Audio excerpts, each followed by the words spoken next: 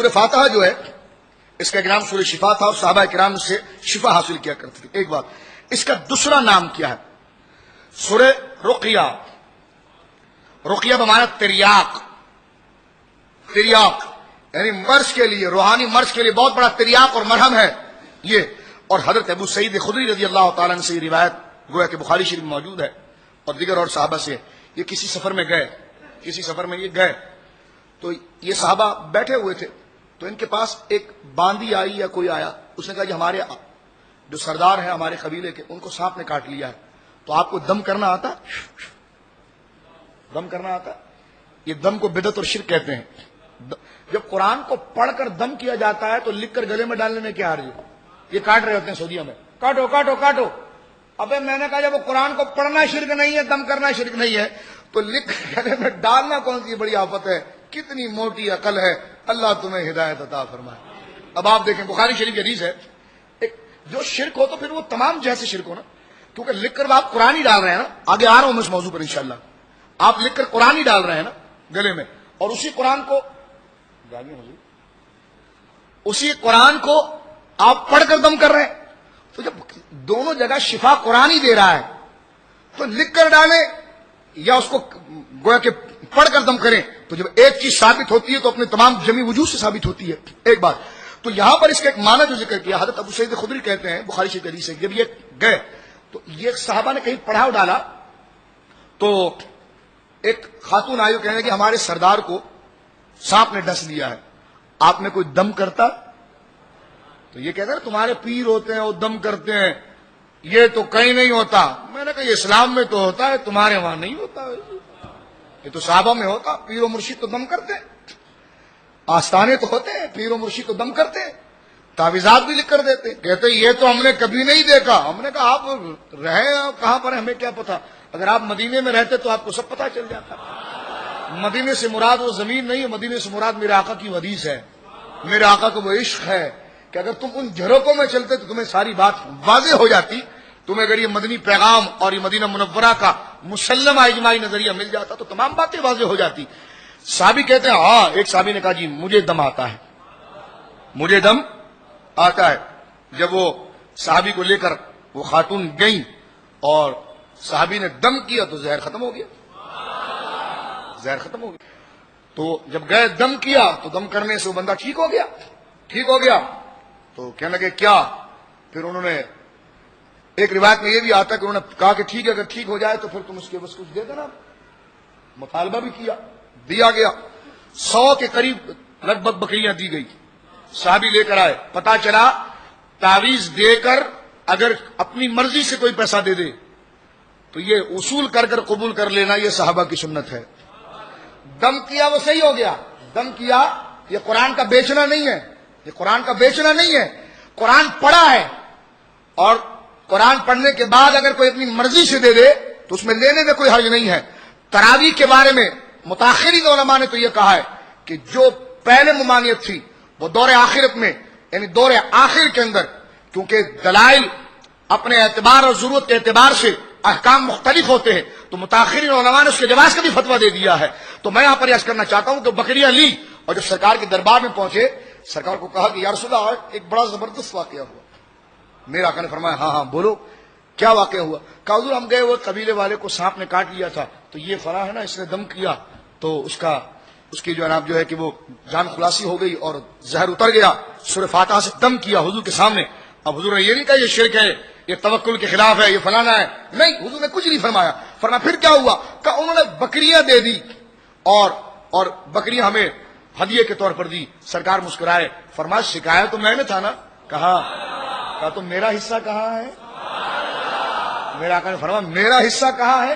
تو یہ حضور علیہ الصلوۃ والسلام نے اس پر مہر ثبت کر دیا اور بتایا کہ اس کے اندر شفا موجود ہے, بتایا کہ اس کے اندر شفا موجود ہے. ایک دفعہ درود پاک پڑھیے.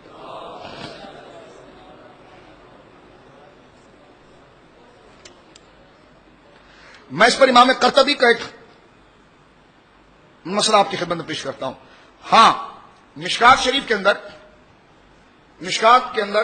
یہ احادیث موجود ہے جس میں حضور علیہ الصلوۃ والسلام نے تعویذ کو لٹکانے سے منع فرمایا, اور حضرت عبداللہ ابن مسعود نے اپنے بچوں کے گلوں سے تعویذ کاٹا تھا. لیکن اس کون سا تعویذ تھا بھائی، کون سا گنڈا تھا وہ؟ علماء نے لکھا جس میں شرکیہ الفاظ لکھے ہوئے تھے، زمانے جاہلیت میں اپنے بتوں کے نام کے اشعار لکھے جاتے تھے، وہ کاٹا گیا تھا، وہ کاٹا گیا تھا۔ اب یہ جو آپ کے تعویذ توڑتے ہیں، قرآن آیات کو ڈبے میں پھینکتے ہیں معاذ اللہ، یہ کہتے ہیں حدیث میں آیا ہے کہ یہ تمام چیزوں کی منع کر دیا گیا ہے اور ان چیزوں کو گویا کہ حرام قرار دیا گیا، اس کو توکل کے خلاف کہا گیا ہے، اور سرکار علیہ الصلوۃ والسلام نے یہ ارشاد فرمایا وما قال سمعت رسول اللہ صلی اللہ علیہ وسلم وما ابالی ما اتیت ان اشربت تریاقا او تعلقت تمیمتا او قلدت الشعر من قبل نفسی۔ فرمایا کہ حضور علیہ الصلوۃ والسلام نے دم والے پانی، اور سرکار علیہ الصلوۃ والسلام نے حضرت عبداللہ بن عمر کہتے ہیں کہ تعلقت تمیمہ، گلے میں تعویذ لٹکانے کو سرکار نے منع فرمایا اور اسے شرک قرار دیا ہے۔ تو اس کے تحت علماء کیا لکھتے ہیں میں بھی بتاؤں گا، لیکن عقلاً بات موجود ہے، اگر تعویذ لٹکانا حضور نے احتیاطاً اس کو اگر احتیاط پر بھی رکھ لیا جائے شرک کہا ہے، تو حضور نے دم کی اجازت کیوں دی؟ حضور نے دم کی اجازت کیوں دی؟ اگر تعویذ کو لکھ کر گلے میں لٹکانا سرکار کے نزدیک قرآن آیات کا اگر شرک ہوتا تو میرا ایک سوال ہے کہ مجھے یہ بتائیے کہ حضور نے پھر قرآن کو پڑھ کے دم کرنے کی اجازت کیوں دی؟ پتا ہے کہ جس طرح قرآن کو پڑھ کے دم کرنے کی اجازت دی ہے، اگر وہی لکھ دیا جائے تو وہ سرکار علیہ الصلوۃ والسلام کے منشا کے مطابق ہے، اور وہ اس تعویذ میں نہیں آئے گا جس کو کاٹا گیا ہے، جس کو توڑا گیا، کاٹا گیا، جلایا گیا، شرک کہا گیا، وہ ہے جس میں بتوں کے نام لکھے جاتے تھے، جس میں ایک دلیل میں یہاں پر لاجیکل لا رہا ہوں جو اس کے استعارے اور علت کے اعتبار سے، غور سے سنیے گا۔ اگر تعویذ کو گلے میں لگانا شرک تھا تو حضور نے سورہ فاتحہ پڑھ کے دم کرنے کی اجازت دی نا، تو اس کو بھی شرک کہنا چاہیے تھا نا، کیونکہ آپ تعویذ میں سورہ فاتحہ ہی لکھ رہے ہیں نا، اور کیا لکھ رہے ہیں؟ قرآن آیات ہی لکھ رہے ہیں، اور کیا لکھ رہے ہیں؟ لیکن آپ اس حدیث کو ذرا پھر دیکھیے، حضور نے صرف تعویذ لٹکانے کو حرام نہیں کہا، حضور نے شعر پڑھنے کو بھی حرام کہا ہے، شعر شاعری کو بھی حرام کہا ہے، اور معطوف علیہ کے حکم میں ہوتا ہے، معطوف علیہ کے حکم میں ہوتا ہے۔ جانی زید و عمر، میرے پاس زید اور عمر آئے، تو مجیت زید پر بھی اور عمر پر بھی ہے، مجیت کا حکم، آنے کا حکم زید پر بھی اور عمر پر بھی ہے۔ معطوف علیہ میں ذات جدا ہوتی ہے، حکم ایک ہوتا ہے۔ حضور نے بہت توجہ سنیے گا یہاں پر، حضور نے یہاں پر اگر تعویذ لٹکانے کو شرک کہا ہے تو حضور نے آگے چل کر فرمایا شعر بھی نہیں پڑھنا ہے، لیکن حضور نے اپنے سامنے شعر پڑھوائے کہ نہیں پڑھوائے؟ حضرت حسان نے پڑھے کہ نہیں پڑھے؟ حضور نے یہ نہیں کہا کہ میرا مومن بندہ جہاد کرتا ہے زبان سے بھی اور تلوار سے بھی، زبان سے بھی اور تلوار سے بھی۔ غور سنیے گا، جس طرح لفظ شعر مطلقاً حرام نہیں، اس طرح تعویذ بھی مطلقاً حرام نہیں۔ اب حضور نے جس تعویذ کو حرام کہا اور شعر کو بھی حرام کہا، تو وہی شعر حرام ہے جس میں حضور کا مذاق علیہ باللہ یا دین کے تمسخر یا غیر شرعی کلمات ہو، تو وہ معطوف علیہ کے حکم میں ہے۔ تو بات لوٹ کر تعویذ پر بھی آئے گی کہ وہ تعویذ بھی حرام ہے جس میں غیر شرعی کلمات ہوں گے اور جو اللہ اس کے رسول کی مرضی کے خلاف ہوگا۔ تو حدیث پوری پڑھیں، آپ حدیث پوری پڑھیں، بات واضح ہو جائے گی، بات گویا کہ بالکل واضح ہو جائے گی، کیونکہ حضور نے صرف جو ہے، پھر توجہ کیا ہوں گا آپ کی توجہ ہے، یہ تعویذ کا مسئلہ ایک بہت مارکۃ العارہ مسئلہ بنایا گیا۔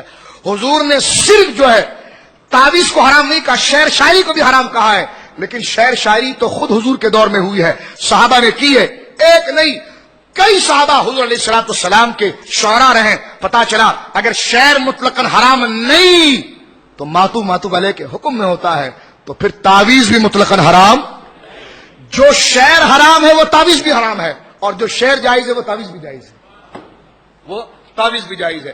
ایک دلیل تو میں نے یہاں پر آپ کی خدمت میں پیش کی۔ آئیے، امام قرطبی نے اس پر بہت خوبصورت کلام کیا ہے، میں اس کو خلاصہ کر کے آپ کی خدمت میں پیش کر دیتا ہوں، درود پاک پڑھ لیجیے گا۔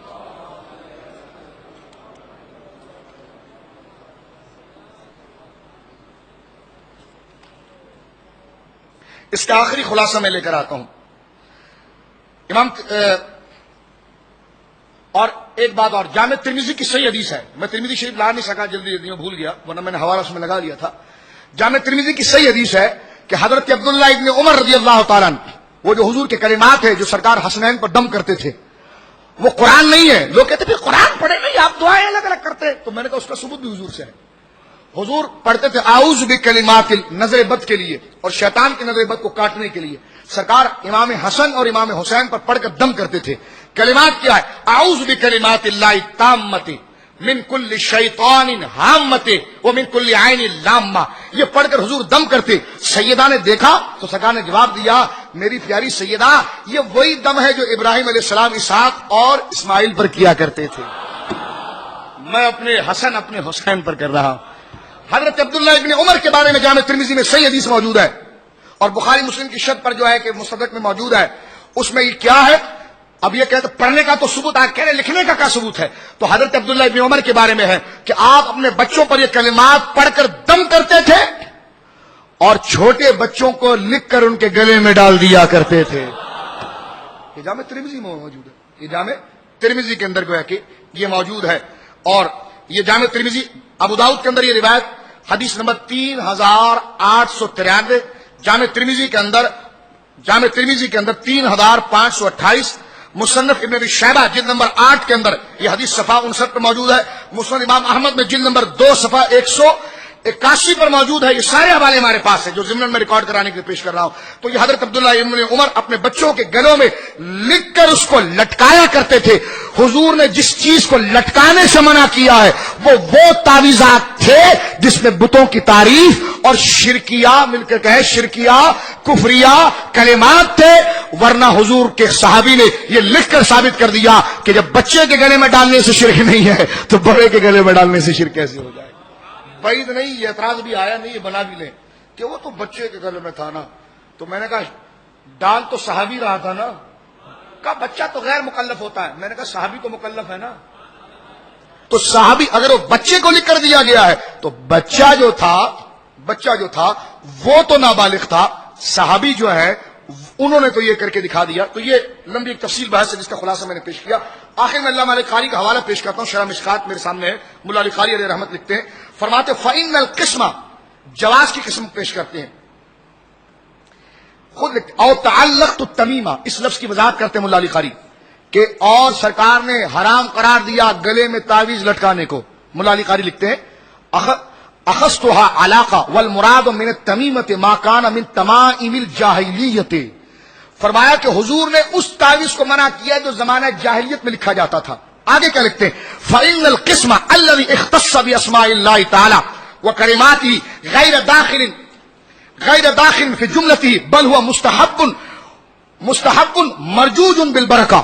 فرمایا کہ لیکن ہاں وہ قسم جس میں اللہ کے نام لکھے ہوئے ہوں کلمات لکھے ہوئے ہیں وہ تمام کے تمام مستحب ہے مرجو البرکہ اور اس سے برکت کی امید لینا جائز ہے. یہ مکہ مکرمہ کے مفتی ہیں, مکہ مکرمہ کے ملا علی قاری المکی. یہ ہیں افغانی, ہیں یہ افغانی, لیکن مکہ مکرمہ میں جا کر بسے اور مکہ کے ایک عرصے تک جو مفتی رہے. علامہ ابن حجر ہیثمی, ایک ابن حجر اسقلانی ہے, یہ ابن حجر ہیثمی مکی, ان کی شاگردی اختیار کی جن کا فتاوی حدیثیہ ہے. ملا علی قاری کی پھر دنیا میں اتنی شہرت ہوئی کہ لوگ نہیں جانتے کہ یہ افغانی ہے. دنیا آج بھی کہتی ہے کہ اہل عرب ہے اور مکہ کے اجلہ علماء میں سے ہے. تو یہ افغانی تھے. کیا تھے؟ تو انہوں نے گویا کہ مکہ اور اہل مکہ کا نظریہ گویا کہ واضح طور پر پیش کر دیا کہ یہ شرک. ایک مسئلے کی مزید وضاحت کی اجازت ہے.